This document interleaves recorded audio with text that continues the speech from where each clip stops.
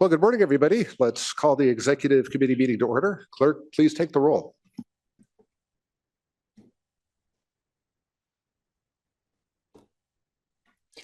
Members, please make your selections on your tablets.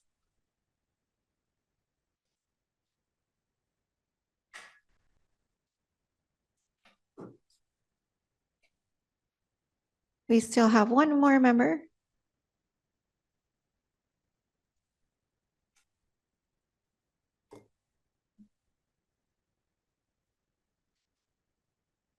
Chair, we have a quorum with 6 members present and 1 member absent. Thank you, Clerk. Let's move to non-agenda public comment. This provides 2 minutes for anybody who would like to comment on something that is not on today's agenda, but is within the purview of the committee. Clerk, do we have any non-agenda public comment? We have 1 comment, Chair. Just give me 1 moment.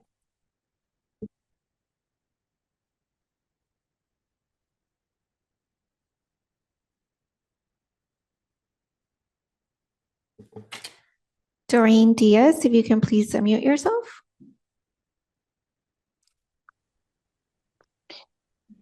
Hello, good morning, board. And I am here to request that this board, on behalf of Hamershire Neighborhood Council and the Hamershire neighborhood within District 4, to request that this board comply with ADA and make all 18 of our bus stops ADA friendly. I am really fed up with seeing senior citizens sitting on the ground, as well as school-age children sitting on the ground, because over half of our bus stops do not have benches.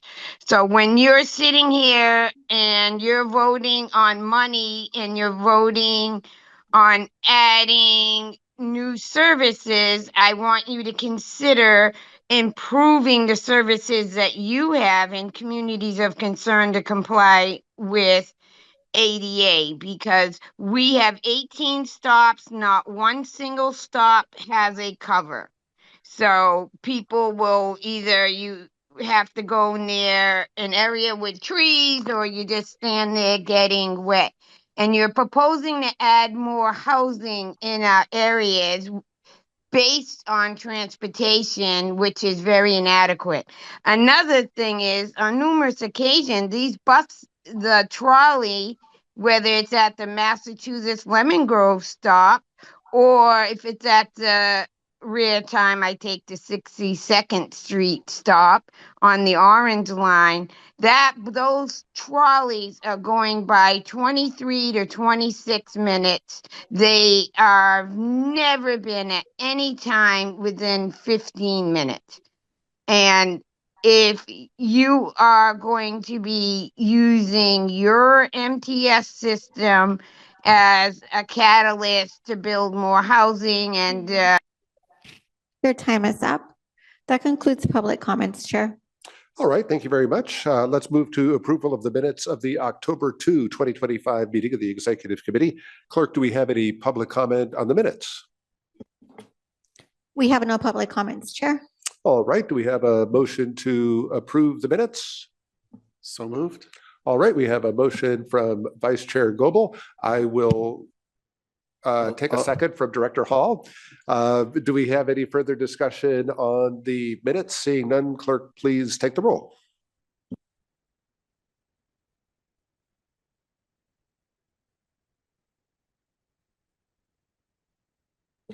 Members, please make the selections on your tablets.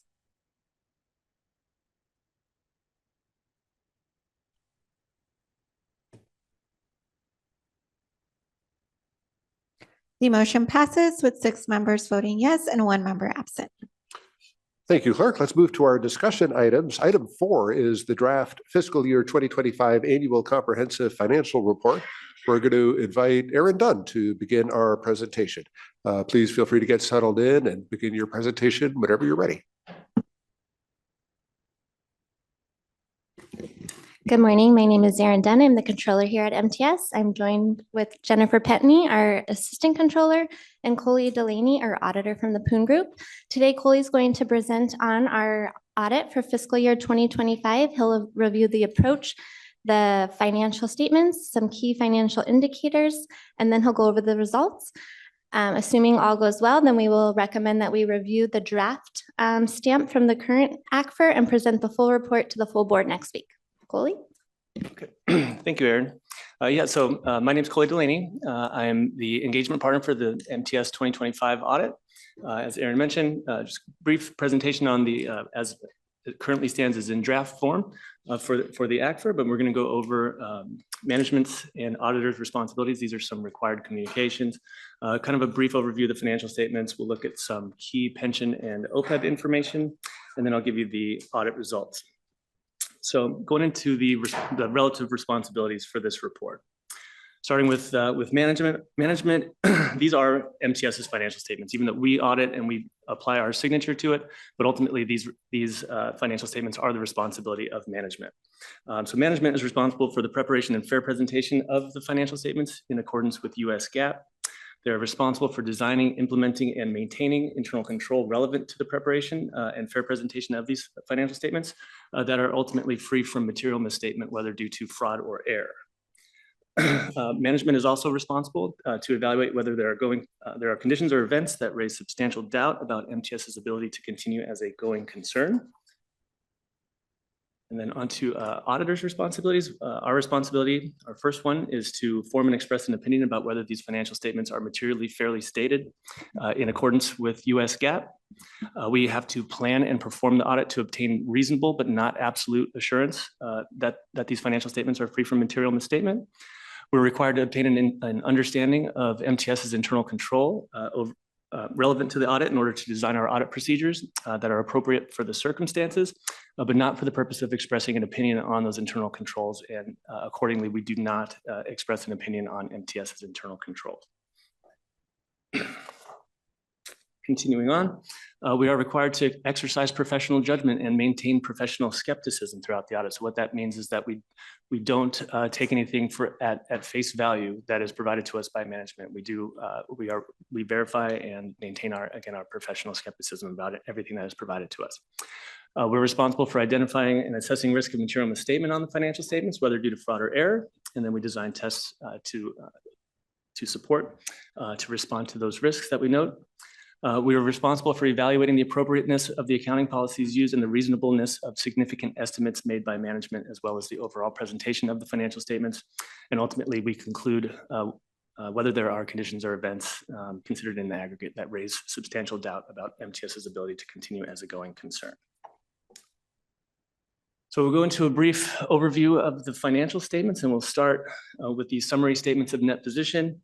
It says primary government, that is obviously for MTS.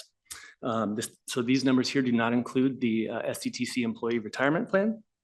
So just quickly, current assets saw $177 million increase in cash and investments. The decrease in non-current assets was due mainly to depreciation on capital assets. For deferred outflows, the pension deferred outflows decreased by $15.5 million in 2025.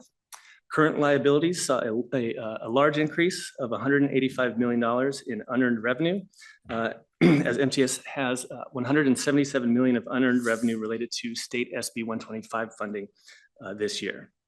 For the non-current liabilities, those decreased by $10.4 million, mainly due to a decrease of $10.5 million in the aggregate net pension liability. The deferred inflows stayed relatively static, and net position decreased by $98 million from last year, as we will see on the next slide. So this is again, primary government income statement summarized. Operating revenues saw an increase in passenger revenue of $5.5 million. There were small changes in miscellaneous and advertising revenues that made up the rest of the year-over-year change. For non-operating revenues, those saw federal revenue decrease by $36 million, Transnet revenue increased by $19 million, and state of good repair funding increased by $8 million. For operating expenses, they saw an increase of $25 million. That was due mainly to a $12 million increase in personnel costs and $14 million increase in outside services. For non-operating expenses, they decreased by $38 million due to a loss on capital assets being only $2 million this year versus $17 million last year.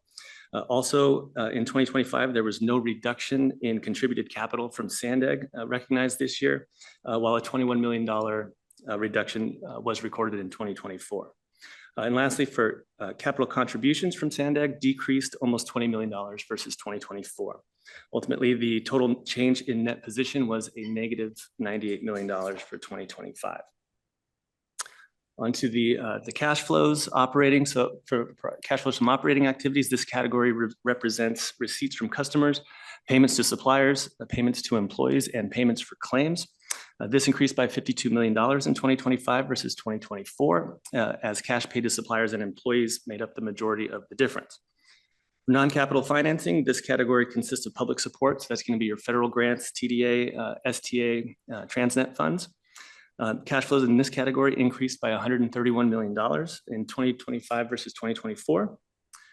Cash flows from capital and related financing, there was a decrease in cash flows this year of $66 million because property acquisition dipped from $161 million in 2024 to $92 million in 2025. The cash flows from investing activities shows interest received on investments, which decreased slightly from in 2025 from 2024. Overall, MTS recorded an increase in cash and cash equivalents of $177 million in 2025 compared to a $34 million increase in 2024. So on to the SDTC employee retirement plan. This is summary statements of fiduciary net position. And the assets here are essentially made up solely of plan investments. Those increased $14.8 million and 7.6% in 2025. The liabilities consist of amounts due to MTS as the plan sponsor at June 30 and a few other miscellaneous payables. Ultimately, net position increased by $14.9 million for the plan in 2025. This is the for the plan as well. The statements of changes in fiduciary net position. So since this is a fiduciary activity of MTS, we show additions and deletions versus revenues and expenses. The net investment income in 2025 consisted of $14 million in realized and unrealized gains, plus $4.9 million of dividend earnings, and the total increase there was $4.6 million. The distribution to plan participants increased slightly, and we ended with a positive change in fiduciary net position of $14.9 million in 2025 versus $9.8 million in 2024. So I'll just look at some key pension and OPEB info. This schedule we always like to show, which is again how sensitive MTS is. The calculation of MTS's net pension liability is to a change in the discount rate. The center line there that's highlighted are the actual numbers for MTS, with the liability at $218 million across all plans. If the discount rates were changed for any of these plans, you can see that they would have a wide swing in the changes in the net pension liability if all things were all other inputs remained equal. So with a 1% decrease across plans in the net pension liability, that liability would jump from $218 million to $300 million. And on the opposite side, if that discount rate was raised 1%, it would decrease to $150 million. So you can see the difference between a +1 or -1 in that discount rate is about $150 million. For pension expense for this year was $35.2 million compared to $36.7 million last year. So just a slight $1.5 million decrease in 2025.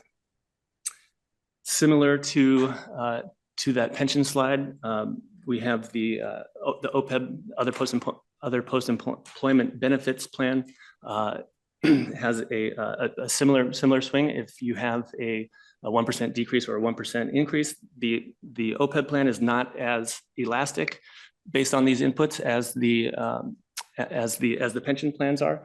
But we always like to kind of point this out. And the OPEB plan, the OPEB discount rates are much more inclined to, they will change essentially every year, whereas kind of the PERS and the PARS plans and STTC ones are much more fixed. And the next slide is OPEB expense. It's actually not that much. It decreased by $500,000, so it was less than $1 million this year. And then lastly, here we have the results of, or not the results yet, but the federal single audit. So non-federal agencies that spend over $750,000 federal awards in a fiscal year are subject to a single audit, as MTS is every year. $149 million total in 2025 of federal expenditures, of which about $148 million or 99% of that was under the federal transit cluster. So that was the major program. It's the same major program that we test every year.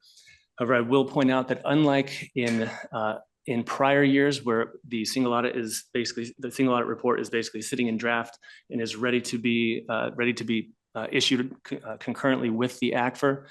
This year, we have to delay the issuance of the single audit report because the OMB, the 2025 Office of Management and Budget Compliance Supplement is not out and has not been finalized. And that has been due to the OMB's duties under the Big Beautiful Bill, delayed them on this administratively, and then the recent federal government shutdown. So as we sit here right now, there really is, we don't have any idea of when that compliance supplement is going to be finalized, but once it does, we will be able to look to see if any of the compliance requirements have changed under this program, and then issue our report shortly thereafter. And also, as of right now, we do have there are no findings in internal control over compliance on compliance for that major program. So audit results, we are issuing an unmodified opinion on the ACFR. So that means that the financial statements are fairly presented in all material respects. The significant accounting policies have been consistently applied. Estimates are reasonable, and the disclosures are properly reflected. As for other results, we are happy to report that we did not have any disagreements with management, and we noted no material weaknesses or significant deficiencies in internal controls, and no accounting issues were noted where there was a lack of authoritative guidance. And that will conclude my presentation, so I'll open it up to any questions that you may have. Thank you for the report and the presentation. Clerk, do we have any public comment on this item? We have no public comments, Chair. All right, let's open up to committee member discussion on this item. And I'll begin just by thanking Mr. Delaney and the Poon Group for conducting the audit, for the presentation. Congratulations to the financial team on the clean audit. Pleased to hear those results there. And I think that probably is all we need to say about that. So thank you again for the presentation. And we'll move on to our next item, which is item 5, and that is the fiscal year 2025 final operating budget results. We're going to hand it off to Gordon Meyer, who is going to present details on this item. Feel free to get settled in and begin the presentation whenever you're ready to go.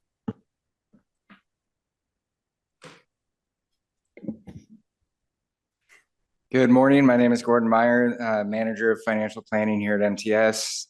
So this morning I'm going to present the final FY25 operating budget results for our fiscal year that just ended in June. So first we'll look at the operating revenues, and first line we have fare revenue. So here we finished the year just under $78 million. That was about $2 million unfavorable to budget, or 2.4%. The main driver for missing budget was our average fare assumptions. So we budgeted 98.2 cents for average fare for the year, and we ended the year at 96.3 cents. So about almost a 2% unfavorable variance. So if you remember back to the mid-year budget development last year, we had the new fare enforcement go into effect in February. Initially, we were seeing about an 11-cent increase in the average fare. So we budgeted that for the second half of the year from February through June. We missed that overall target, and so that's what we're seeing here. So although we were unfavorable to budget, there was good news in FY25. Revenue overall, or passenger revenue overall, was favorable to last year by $5.5 million, which is a 7.6% increase. And then ridership was about 5.2 million passengers higher than last year, which was almost 7% growth. So we are still seeing that year-over-year growth. Next line, we have other operating revenues. So here we finished the year at just over $36 million, which was a little over $1 million favorable to budget, or 3%. The main drivers here is that we came in favorable on interest revenue. We had some gains in rental income, and then we also had some miscellaneous categories as well that came in a little higher than what we had budgeted. Worth noting here that we did end the year unfavorable in energy credits, for particularly the low carbon fuel standard program.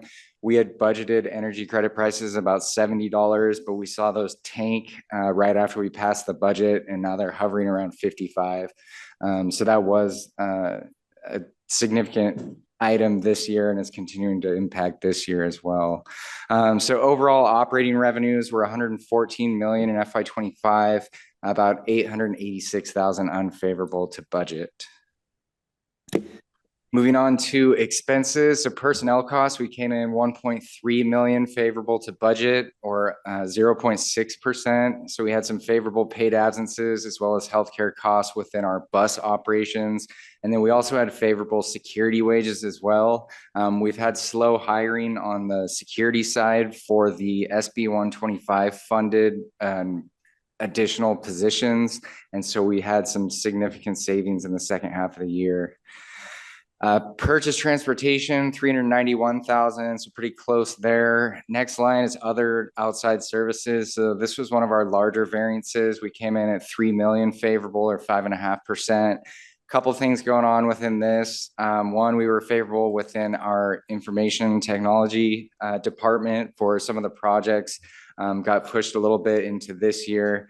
And then we also had favorable repair and maintenance costs, mostly on the rail operations side as well.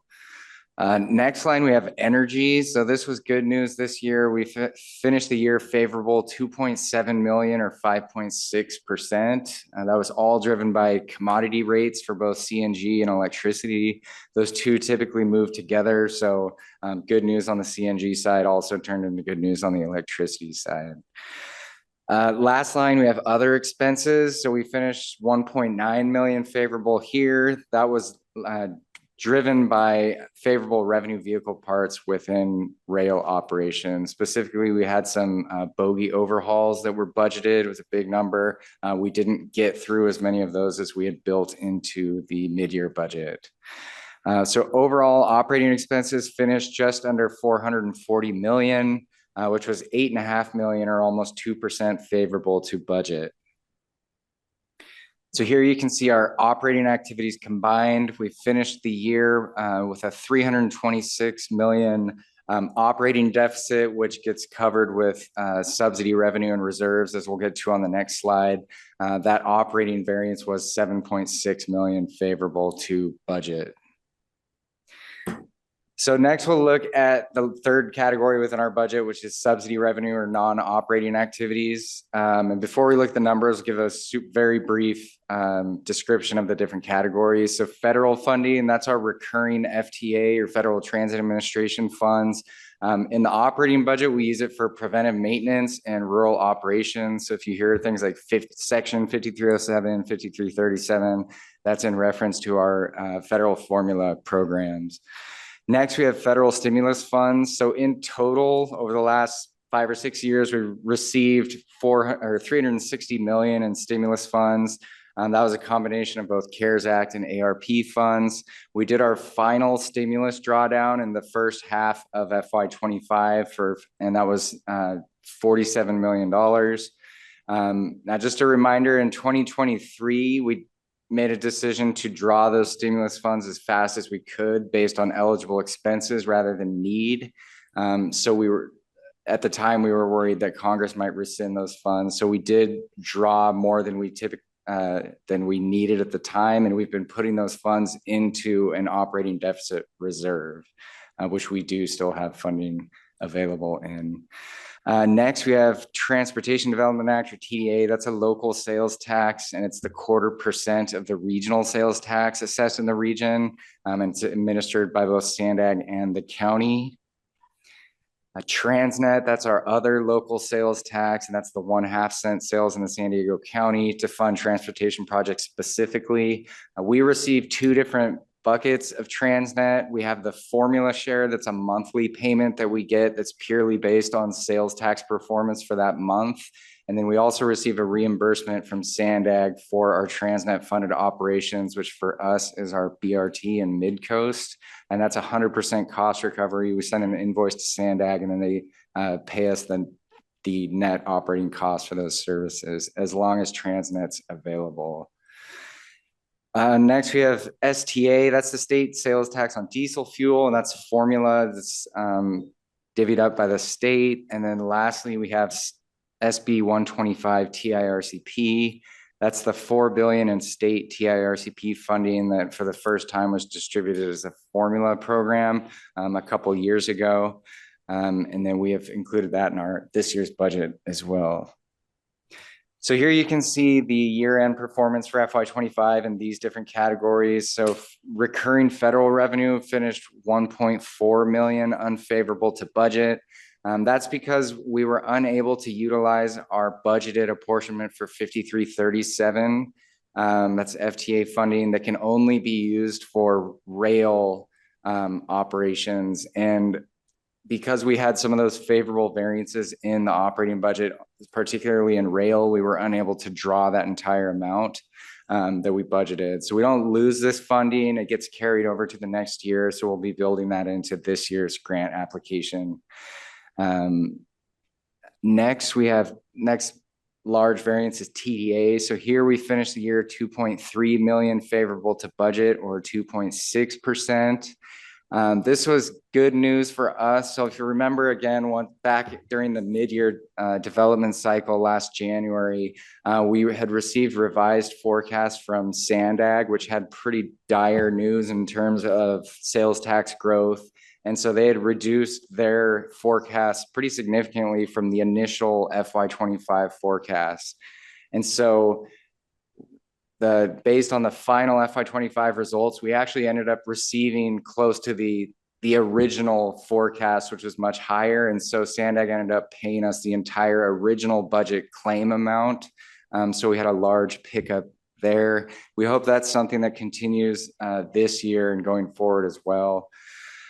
Next, Transnet. So once again, this is sales tax. We finished the year 714,000, or 1% favorable. The actuals came in a little higher than Sandag's forecast on that one as well. So good news on that front.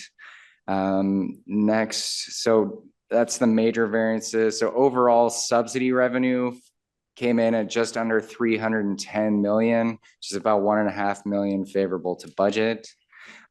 Next line you can see is reserves. So it shows as a negative variance of 5.8 million. That's a good thing. It's not an unfavorable variance. That means we budgeted using 25 million from our reserves to balance the budget, but we only ended up needing to use 19 million to balance the budget. So it is good news. So if you look at the very bottom line, our overall non-operating revenues and expenses were 4.3 million less than budget, not unfavorable to budget. So this slide is probably the most important slide. It shows our overall operating budget performance, including the operating activities and the non-operating subsidy revenues. And you can see here our recurring revenues finished 563,000 favorable to budget, or 0.2%. Expenses were 8.5 million favorable, or just under 2%. So the red line there is our structural deficit. So you can see we budgeted a structural deficit of 81.5 million. Our actual structural deficit was lower than that at 72.5. So about 9 million less than what we had budgeted.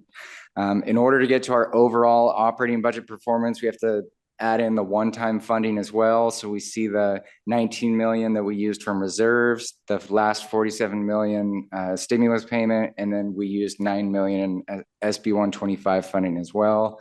With that funding included, our bottom line favorable figure for FY25 was 3.3 million. So that's excess revenues over expenses that we need to program, which we'll get to in our staff recommendation.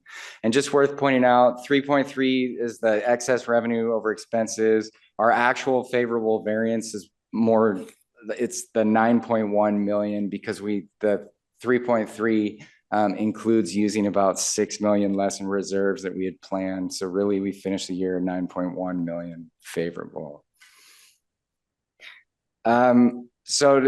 Want to give an update on the contingency reserve balance as well. This comes into our staff recommendation too. So just a reminder, our board policy sets the contingency reserve balance at 12.5% of the current year's operating expense budget. So for FY26, our target is 52.5 million. Now at the beginning of FY25, our reserve balance was 48.8 million. Now we just saw that in FY25, we finished the year with 3.3 million in excess revenue over expenses. A small portion of that gets allocated out to some of the self-funded entities under MTS, which is the For-Hire Vehicle Administration and the San Diego and Arizona Eastern Railroad. After that adjustment, we have 2.9 million that we need to program. And so staff is recommending that we allocate the 2.9 million to our contingency reserve.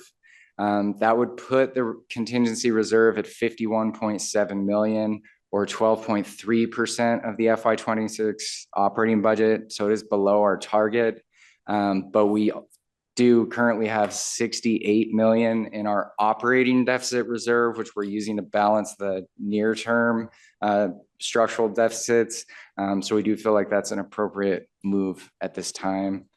So that brings me to the staff recommendation that the executive committee forward a recommendation to the board of directors to approve the allocation of 2.9 million in excess revenues over expenses in FY25 to the contingency reserve. And with that, I'd be happy to answer any questions. Very good. Clerk, do we have any public comment on this item? We have no public comments, Chair. Okay. Thank you very much. Let's begin our conversation with Vice Chair Goebel. Thank you, Chair. Thank you for a nice, concise, easy to understand presentation. Let's go back to slide 2.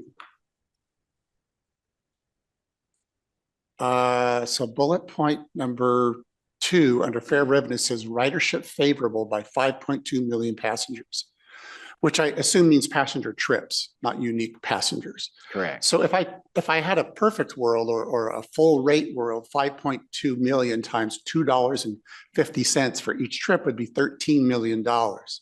If all else was equal, if last year performed this year, and I had 5 million more people at 250, I'd have 13 million more. But it says revenue was 5.5 million. So I'm almost like 8 million short or 7.5 million short of my perfect world. That could happen if we have an increase in youth opportunity passes, which are no revenue. That could happen if we have an increase in monthly passes, which are reduced revenue. But it's such a difference. We missed fair revenue overall, and I really thought we would have gotten more revenue out of 5.2 million passengers. We also know from our fare evasion studies, we're only getting 15 to 17% fare evasion over the last several events. So we don't really understand that there's a lot of fare evaders going on out there. Does anybody have any sense why we're not getting as much as I thought we might get? So while you're referencing our SEDs and our enforcement, we believe that we're missing out on some other revenue fare evasion that's happening that we're just not catching. As we're staffing up and as we are continuing to educate but also enforce the fares, we are seeing an uptick in the compliance with our fares structure. But then there's also unknowns such as are people using their monthly pass more often than they were before? And that's something that our surveying through Sandag can help us to understand a snapshot in time on that. So we are working to try to figure out where are we getting that kind of fare leakage and how can we improve that? But steps are being taken, and we're looking at last year. And then, you know, we basically changed the way we do fare enforcement in February. And so that's something that we need to look at as well. And then we also have free transfers, whereas in a previous fare structure back before Pronto, when we changed the fare structure for Pronto, we eliminated a requirement to pay for every trip. Instead, you're required, or we provide a 2-hour window for free transfers. And so we don't know how much of that is, we're still trying to parse that out. So It's I'm a hearing long because- story, but it's so complicated. We also don't know, because of how we structure our SEDs, you know, are we truly capturing what's happening there on a regular basis? Or is it just when everybody sees all of our officers at a station, do they go ahead and pay? So Okay. a lot of it is being worked on behind the scenes to try to figure those answers out. Okay, I'm glad to hear you're seeing what I'm seeing. We were hoping for more revenue and you're trying to find out where the leakage Yeah. is, which is good. And another one is that, you know, our SDM pass is pretty reduced as well. And we're seeing less on paratransit access services. So perhaps we're getting more people who are using our fixed route system because it's convenient for them and less expensive. And we may be getting more trips in a day by people who are using an SDM pass. It would also be interesting to know stored revenue. Has that balanced increase from year to year? If people have stored revenue on their phone, but they're not tapping, that would be one reason for revenue to go down if the stored revenue balance is going up. So, because if the fine is $25, that's 10 trips. I think there may be a small number of people who say, I'm going to risk it because if I do it 10 trips and I don't get caught, I just paid my fare. So that's a whole nother discussion on that. But stored revenue amount would also help us understand we've collected the money, we just haven't booked the money. So I'd like to perhaps a bullet point in next week's slide to the board about the stored revenue balance would answer one of those questions. Thank you. Oh, sorry. Let's go to slide 8.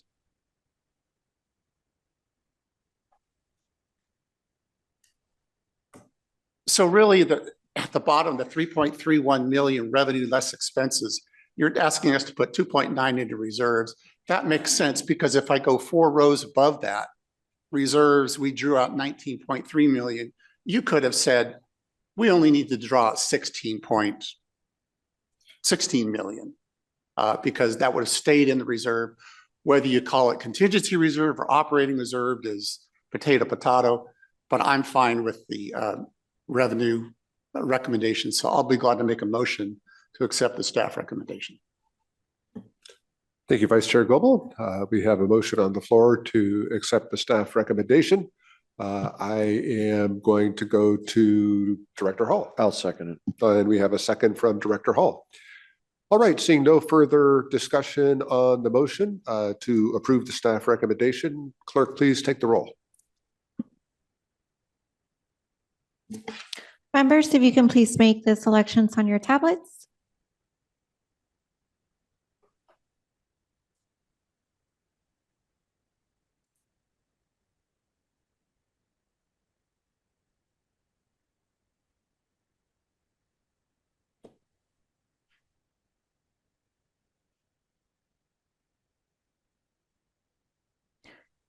The motion passes with 6 members voting yes and 1 member absent. Thank you, clerk. All right, item 6 is the review of the draft agenda for the November 20th board meeting. Are there any questions on the draft agenda? Seeing no questions, do we have any staff or committee member communications? Could I just note for Yes. the executive committee, we will be doing 2 closed sessions for the board as well as what's in the agenda. And then on top of that, in order to make time for the whole agenda that we need to get through, we'll be taking a couple of the report items and moving them to December for time management. Okay, thank you for that update. Any other committee member communications at all? All right, seeing none, the executive committees. Sorry. Director Ela Rivera. Sorry, Chair. Really quick, Sharon, I've got a quick question. On my way in, and I don't want to make a big thing about this. I noticed a change in kind of the security protocol. I didn't have my MTS pass today, which was on me, but also is illuminating. I would just say that for a member of the public to try to access the meeting, and if what I saw today and was kind of the way I was interacted with was commonplace for how an everyday person would show up to our meetings, I do have concerns about how welcoming of a public meeting this actually is. And so, again, on me for not having my pass, but at the same time, while it's important that we have security protocols in place, I also think it's important for members of the public to feel like they can come here and not be interrogated on their way in. We'll definitely talk to building about that. That's separate from MTS security, Right. but we will talk to them. Appreciate that. Okay, thank you, Director Ela Rivera. Thank you, CEO Cooney, for that response. Seeing no further comments, the executive committee's next meeting date will be December 11th at 9 o'clock in the morning. And with that, we are adjourned.